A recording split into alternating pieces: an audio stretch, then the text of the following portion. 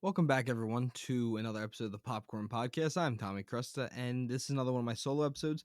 And if you follow us on Instagram, or if you follow us on any of our socials, actually, you know that last year I started a new tradition where I will do 30 horror movies throughout October, and then post the episode on Halloween. And normally it was a countdown last year, and that was just me watching 30 horror movies and every day reviewing one and putting on my letterbox. This year I decided to do something a little bit different, which I thought would be a little bit more interesting than just the basic, oh, this is what I watched, this is what I quickly think about it. So I decided to go and do the Science of Scare list, which ranks the scariest movies of all time, and it does it by science. And they do, I think it's 50 movies, but in the sense of Halloween, I did 30, so they'll come out on the 31st. In 2020, they founded the Science of Scare Project. It's an experimental category that finds the scariest movies in existence based on what gets the heart pumping impulses rating. It is now in its fourth year, and the Science of Scare is back and bigger than ever, tracking the scariest movies ever made at its new home of Money's Supermarket broadband, which you can go and check out the list yourself. I think it's really interesting. Each year, they curate a list of the most terrifying English language films and puts them on a 250 strong panel. So they have 250 different subjects watch these films. The test subjects are invited through special screens of their films, and then they are fitted with a heart rate monitor, and the heart rate is then tracked through each of the movies. To prevent audiences fatigue, screens take place over a course of a couple weeks throughout the year, and then they are published, their results in October, just in time, as I said, for Halloween.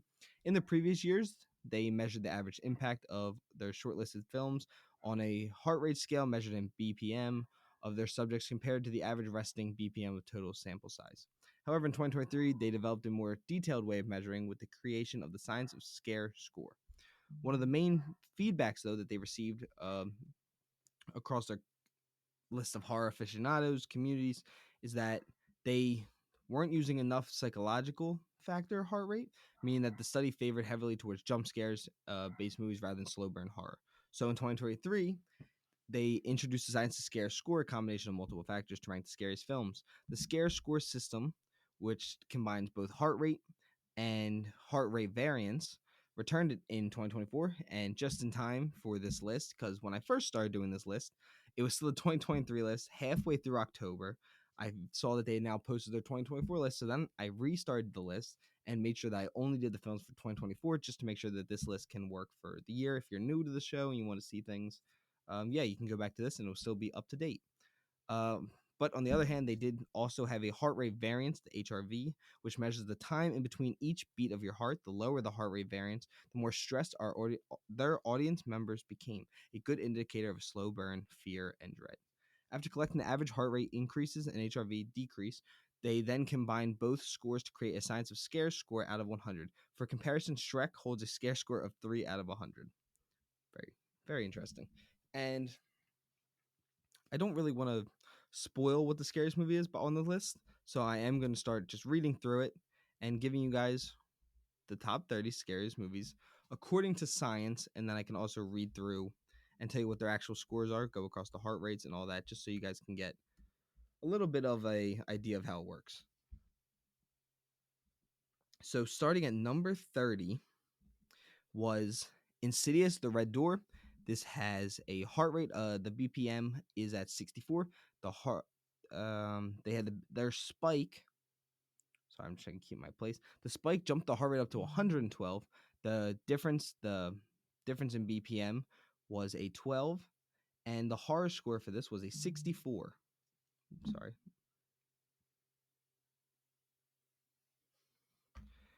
Sorry, just a quick email I had to check. And then coming at number 29 was Halloween from 1978, which also had a heart BPM of 64. It had a spike of 103. The difference was 13, and the horror score was also 64. Coming at 28, another horror icon classic is A Nightmare on Elm Street, which also struck at a 64, had a spike of 105 with a horror score of 64. Then we come in at number 27 with Barbarian, which comes in at a 64. Of course, I'm just gonna stop doing that because that's the average heart rate. That is the average heart rate for every person, and the average movie heart rate is what I'll start doing more now. And oh my god, did it wrong. Oh no, I messed up my list. There we go. Sorry about that. Quick little brain fart by Tommy, of course. just like in every other episode. So the Texas Chainsaw Massacre comes in number 26. I think I skipped Barbarian. The average heart rate for the movie was a 78. The biggest spike jumped it to a 97. Its average difference was a 14, and the scare score again was a 64. Coming in at 26, as it says, the Texas Chainsaw Massacre from 1974. The average heart rate for this film was a 77, with the highest spike being 99. The overall difference again was a 13, and with a scare score, the first one breaking out the 64 is a 65. Coming at 25 is A Quiet Place, which had a 78 average heart rate for the film. It jumps with the highest spike of 120 and had a scare score of 67. Then at number 24, we had Stop Motion sitting at a 78 with the highest spike of 103 with a scare score of 67. Uh, the first time on this list is Terrifier 3, which now comes in sitting at a 79 with a high spike of 97 and a scare score of 68. Jumping in at 22 is its predecessor, Terrifier 2, which comes in at a 78 with a highest spike of 91 and a scare score of 68 as well. Then number 21, another horror icon now, is The Ring, which comes out at a 78 average heart rate with a highest spike of 114 and a scare score of 69, the first one to break out of the 68 now. And coming out at number 20 is a new film from this year, and that is Oddity. Oddity strikes in with a 77 average heart rate, a 108 spike, and a 69 score as well on the scare score. Number 19, breaking into our top 20, is Insidious Chapter 2. This has a 78 average, 118 spike, and a 70 scare score, the first one to break into the 70s. At number 18, we have The Autopsy of Jane Doe, just starring Brian Cox. This had an average heart rate of 78 with a spike of 122 and a scare score of 70 as well. Breaking inside the 70s now. For number 17, we have A Quiet Place Part 2, which had an average heart rate of 80, biggest spike of 123, and a scare score of 71. At number 16, we have The Babadook, which sat at a 79 average heart rate for the film, a 119 spike, and then has a scare score of 72. Now, the top 15, we are starting off with Paranormal Activity, which of course is an iconic classic, especially in the found footage department and the paranormal department. This film sits now at a 80 average heart rate, a 115 spike, and a 73 scare score. At number 14, we have The Descent, which had a 79 heart rate, a 121 spike, and a 74 scare score. At number 13, we have The Dark and the Wicked. This is Brian Bertino's film. This is an 80 average heart rate, an 88 spike, and a 74 scare score. Now, inside our top 12, we're going to start off with It Follows, which sits at an 81 average heart rate, a 96 spike, and I lost my place, 74 scare score as well. The Conjuring 2 comes in with a 74 scare score, 79 average heart rate, and a 116 spike. Now coming into our top 10 by science is Hell House, LLC, which comes in at 81 average heart rate, 107 spike, and a 75 scare score. Number 9 is Talk to Me, the A24 horror superstar film from last year. Comes in at a 79 with a 106 spike and a 75 scare score. The Exorcism of Emily Rose sits in at an 82 average heart rate, a 96 jump to a 96 in the spike department, and a 76 scare score. Number 7 is Smile with an 83 average heart rate, a 114 spike heart rate, and a 78 scare score. Number 6 is Hereditary, which comes in at 82 with a 104 spike and an 81 scare score. The Conjuring comes in at 84 average heart rate, a 132 spike, and an 88 scare score. Now, our first film in the 90s with a scare score is Insidious at number 4, which comes in with an 85 average heart rate, and then that has a 85 average heart rate, a 133 spike, and a 90 scare score. At number 3, we have Skinamarink, Kyle Ball's film from 2022, stays in its top 5 position, comes in at 84 average heart rate, 113 spike, and 91 scare score. Host, the 60-minute heart racing film, puts it at an 88 average heart rate, a 130 spike, and a 95 scare score, and again reclaiming its crown at number 1. According to Science's Scott Derrickson's 2012 supernatural horror film Sinister, which is now a 3-time winner. The film stars Ethan Hawke as a true crime writer, Elliot Oswald, who in his obsession with a series of grisly events documented in chilling 8mm footage, unwittingly puts his own family in danger. The audience experienced a 34% uplift in heart rate when they watched this film from 64 BPM up to 86 BPM across the film, with the film's scariest moments sending hearts pounding to 131 BPM. HRV dropped by 21% among viewers, the second lowest of any film on this list, indicating a perfect balance of startling moments and slow burn scares, both combined to give Sinister a scare score of 96 out of 100. Sinister had originally been crowned the scariest film of all time in their initial 2020 list before losing its spot to Host in 2021. However, it is Sinister's ability to give our viewers the sinking feeling that edged its way back into first place. Now, going through that, this film, as I said, there's a lot of new films making this list. Despite all that, what I just said, and giving that there's new films, 10 new films have been screened for their 2024 panel. Only one entry, though, Oddity, broke into the top 20 list, meaning that there are no significant changes to the top end of the table. Second place does remain Host with the Zoom-based horror film scoring a 95, just 1 point below the top spot. However, Host still got audiences' heart rates beating faster than any movie on this list. In third place remains 2023 remains Skinamarink with divisive high-concept horror film terrifying audiences despite of its lack of a clear narrative. Skinamarink impacted audiences' heart rates more than any other film in their list at 22%, causing the most stress and dread among viewers of the scare score of 91. Rounding out the top 10 list, as I said, was Insidious, The Conjuring, Hereditary, Smile, The Exorcism of Emily Rose, Hell House LLC, and Talk to Me. So, the other list, if you guys want to know, some other films that they did rank, they said new films that did come out. Yeah, 10 other films that could have been on this list were. They did Oddity, Terrifier 3, Stop Motion, Immaculate, Long Legs, The First Omen, Late Night with the Devil, Alien Romulus, Speak No Evil, and The Substance. Alien Romulus, Speak No Evil, and The Substance did not make it on this list at all.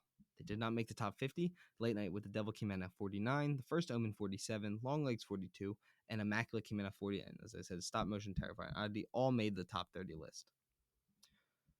Now, with all that said, there are some quick facts that I thought would be cool for everyone to hear about all this list, and that is, as I said, Sinister does reclaim the number one spot this year. Smile's performance has Sasha Bacon and Kevin Bacon are the first father-daughters to make it on this list. Ethan Hawke and Patrick Wilson hold the record for features on this list. Wilson has a whopping 6 times across the Conjuring and Insidious franchise. James Wan and Scott Derrickson. Wan has 4 positions and Derrickson has 3.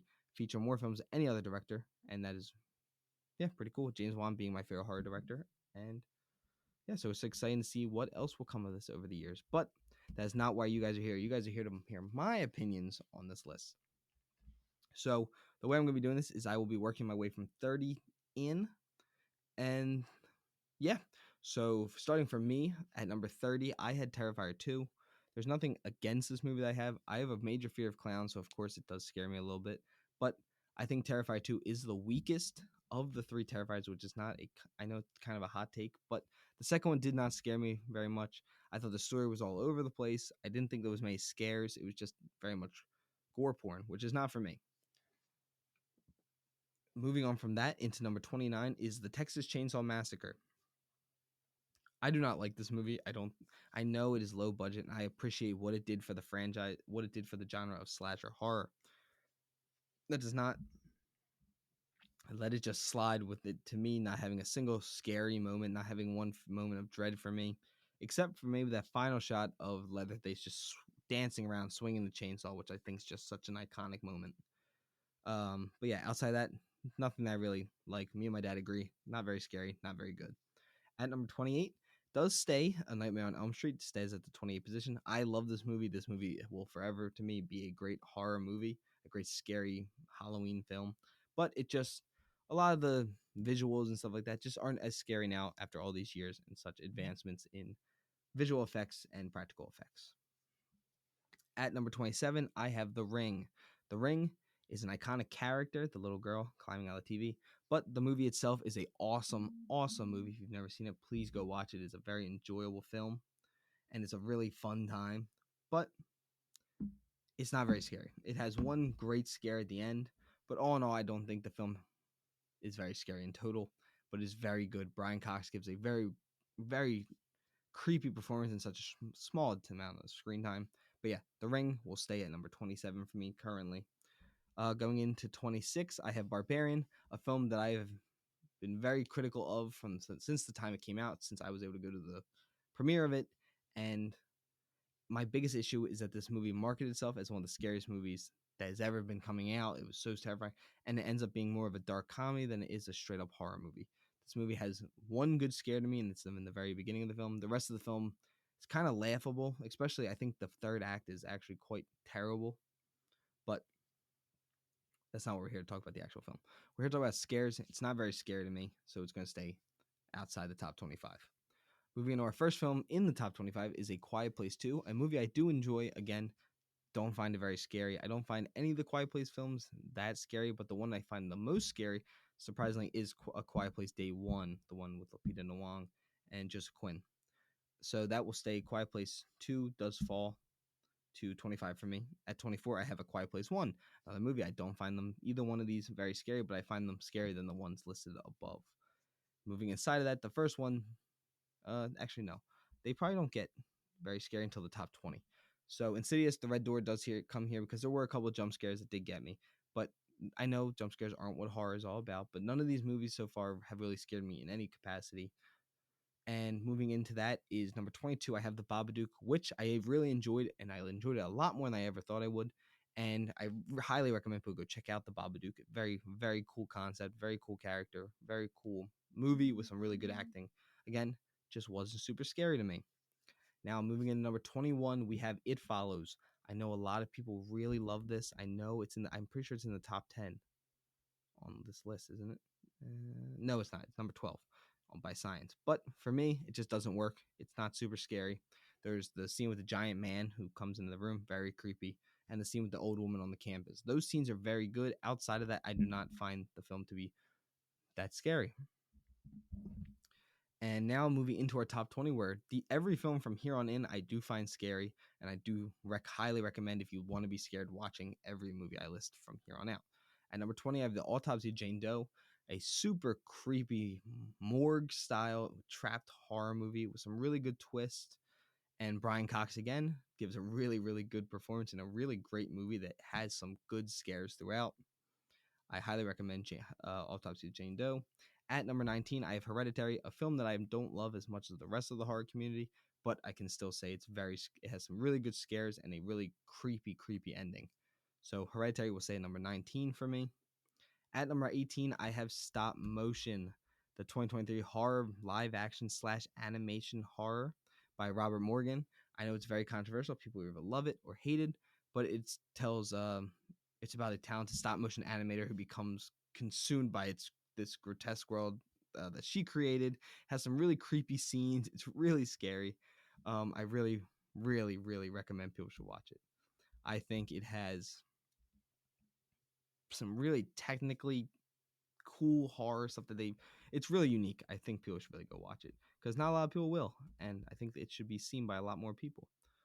Going into number 17, a movie that my family loved, my mom and dad, that I had never seen. I kind of pushed it off for a long time, and that is The Exorcism of Emily Rose, which combines a courtroom drama with a exorcism horror, and I think it does a really great job. I love this movie now. I will definitely be rewatching it next fall because I'm going to take a really long break from horror after all these movies. But I think it does have some really good scares, and the devil has always terrified me, and that will continue on this list, as you guys will see. But anything with the devil, demons, and stuff will definitely go higher on my list than any slasher or anything like that. But yeah, Exorcism of Emily Rose sits at 17 for me. At number 16, we have Smile, the 2022 horror film, I think. But Smile, very scary. Great jump scares. Great, just gives you that queasiness in your chest and that feeling of dread with the creepy smiles. And it has some good twists. It's a great story. Saoirse Bacon. Kevin Bacon's daughter, she was great in it. But now seeing Smile 2, I think Smile 2 is both scarier and better. So I would have put Smile 2 on this list if I could. But yeah, Smile sitting at number 16 for me. I definitely still recommend it. I think it's very scary. Me and my girlfriend just watched it the other day, and she thought it was very scary and did not like the smiles at all. So that was fun for me. Now we are halfway through our list. We are going into our top 15 on this list. And that will start off with Insidious Chapter 2, a movie that I absolutely love. I love the Insidious first 3 movies, and I really think that all 3 of them are very good. This was the last one James Wan directed, a direct sequel to the original, and it has some really good scares. There's a scene in the parlor with the mom, and again, always scary. The cross-dressing nun lady, she's also very scary. Everyone knows what I'm talking about. This movie just has some really good jump scares, and it builds up a lot of dread that a lot of them all pay off for me. At number 14, we have Talk to Me, which I, again, really love. Talk to Me. It sets the mood for the film in the first 5 minutes so well, and it has so many good jump scares. It has so many good moments of gore, has so much dread, it has anxiety-inducing sequences. The score is so good. Uh, El Lamod is on my playlist. It's a great score, but the scenes with the possessions are so well done. They really, really skeeve me out. So I think Talk to Me is a really, really good horror movie with some great scares, and I think more people should watch Talk to Me. Especially, it's one of those movies I didn't think would be as scary outside of a movie theater, which there's a couple on this list that I was wrong. The rest of them are actually on from this position into number one. But really good. Love Talk to Me. I'm very excited to see what those the two brothers do next. At number 13, I have this is the newest film actually on this list.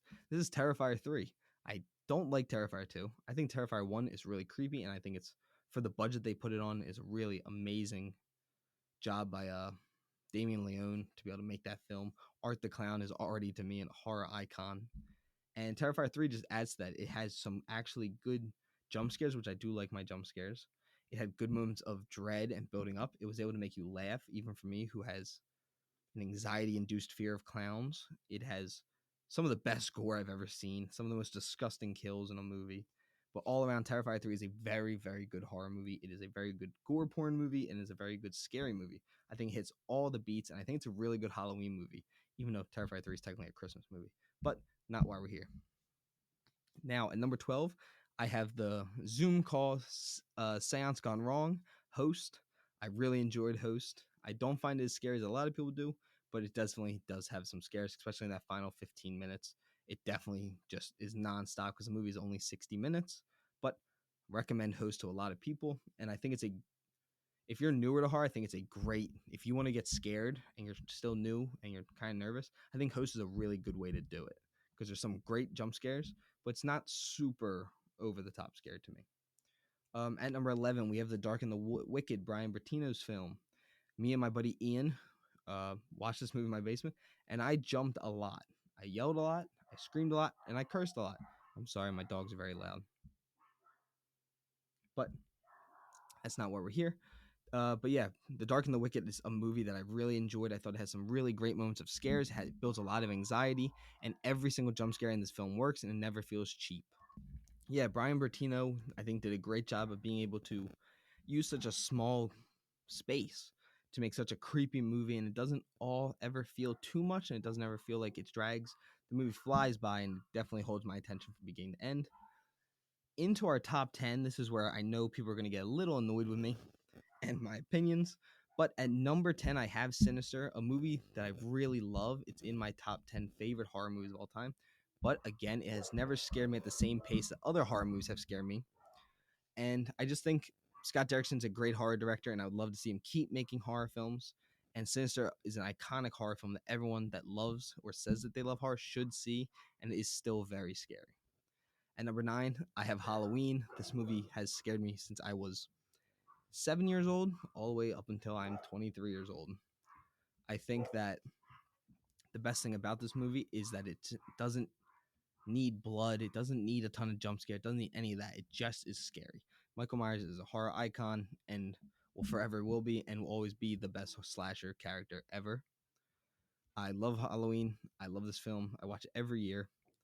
And yeah, I think it's still a top 10 scariest movie of all time. I don't care what anyone says. It could have been higher on this list for me if it wasn't. Yeah, I mean, top I think all 10 could all kind of change positions at any point. Just depends on the day and what I watched recently. I've watched all these recently. Number 8, I have The Conjuring 2. I know a lot of people don't love The Conjuring 2 as much as they love The Conjuring. I am on the opposite. I think The Conjuring 2 is awesome. I think it's super scary. I think James Wan took a big swing. Did a lot of different things in this one. Introducing us to the nun, introducing us to a lot of these folklore tales, and having a lot of different characters show up and different creatures, entities, whatever you want to call them. And I think James Wan is just the best. I think the dude knows how to direct. I think dude knows how to make things scary, and he does a great job with this movie. I think it's terrifying. At number 7, I have The Descent. The Descent is so good. This movie will never not be scary. If you have a fear of monsters, it's scary. If you have a fear of claustrophobia, it's scary. If you have a fear of the dark, it's scary. It literally, any of those things work. It is just a scary movie. It has great violence. It has great dialogue. It has great jump scares. I love this movie, and I'm very happy that with every rewatch, I find little things different. And seeing the creatures in the background before you get to actually see them is always such a cool little thing to me. Moving into our top 6, at number 6,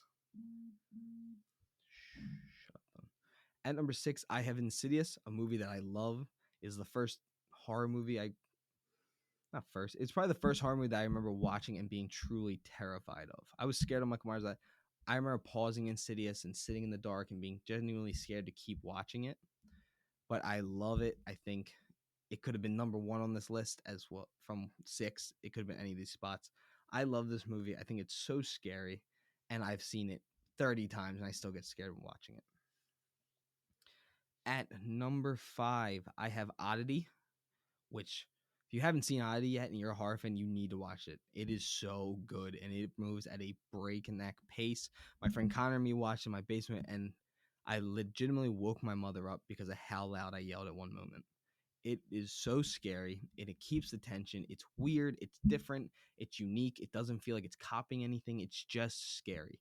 It is scary from the first scene to the last scene, with jump scares, with dread, with everything in between.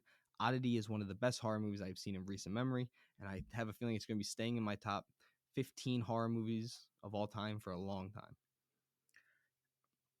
Now, moving into number 4, I have Paranormal Activity. I love 1, 2, and 3 of the Paranormal Activity franchise. I think all 3 of them are awesome. I love that it's one story, and I think more people need to watch them because I think that people kind of just like, oh my god, the Paranormal Activity franchise, like terrible. Those first 3 are terrifying. They are all very scary. I don't think 1 is the scariest though. I think 3 might have the scariest. 1's probably the scariest from beginning to end. 3 has the scariest scene in all of them. I love Paranormal Activity, and I'm very excited to continue watching this franchise. And hopefully, they said there's a new one coming out. Hopefully, they kind of go back to the roots of the original 3 and they find their footing a little bit. Now, moving into our top 3 scariest movies of all time by science. At number 3, it stays on number 3 for me and for science, and that is Skinamarink, Kyle Ball's high-level horror film that uses no real dialogue, no real story, no real narrative, and none of that, and it decides to just be scary as fuck. This movie is terrifying. I remember seeing it in theaters, and it still, to me, has the scariest scene in a horror movie of all time. And it's the bedroom scene with the parents and Kaylee, the daughter. And it is truly a terrifying moment in a scene of a movie that is scary from beginning to end in the weirdest way possible. It is uncomfortable. It's anxiety inducing. It makes you feel like a little kid again when you would wake up and you're like, I need a drink of water, and you go downstairs and it's dark and you think you're seeing things, you think you're hearing things. It plays into those natural fears that everyone has. I think a lot of people need to watch this movie. I know it's not for everyone. I know most of my friends that went and saw it with me hated it.